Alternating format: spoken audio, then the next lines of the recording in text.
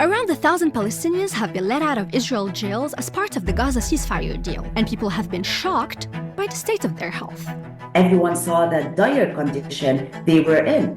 They had lost so much of their weight and were immediately transferred to hospitals to receive the medical care they had been denied while they were in prison. Human rights organizations say Israel is severely mistreating people in their custody, and more Palestinians than ever before are being held in these conditions. تركنا لنا إخوان في الأسر يتعرضون للقتل والتعذيب والتجويع والترهيب والتنكيل. As a lawyer working with Ad-Damir for Prisoner Support and Human Rights Association, we've been documenting massive arrest campaigns taking place in different parts of the occupied Palestine. More than 8,000 Palestinians have been locked up without a trial as of February, according to Hamoked, an Israeli organization that gives free legal aid to Palestinians under occupation.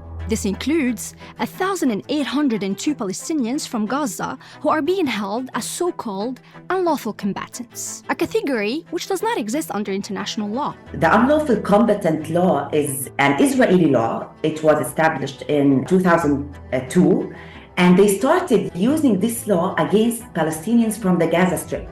This law is actually similar to administrative detention. They can hold Palestinians, imprison Palestinians in Israeli prisons without presenting any charges and also without any trial.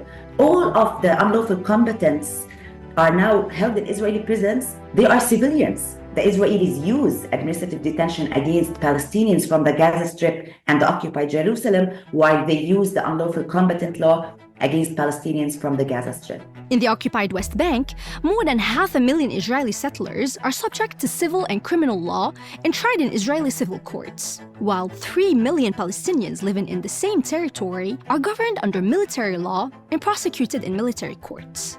The lack of independence and impartiality of these courts, the absence of public trials, which prevents public oversight, the lack of effective immediate translation, the denial of detainees' right to effective defense by not providing the necessary facilities to prepare their defense.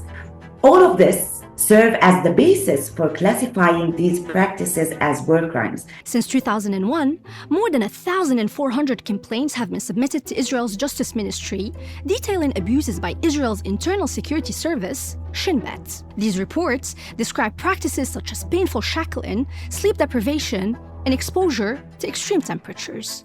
Palestinian prisoners are subjected to arbitrary and retaliatory policies, including complete isolation from the outside world. Prisoners are enduring deliberate starvation and thirst. They lack the personal hygiene tools.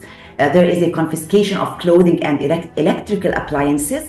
There is a denial of family visits in addition to the medical negligence they are facing. We always call for accountability and the prosecution of the occupation for its actions within these military courts. And as long as Palestinians are detained this way, rights groups will continue to demand justice.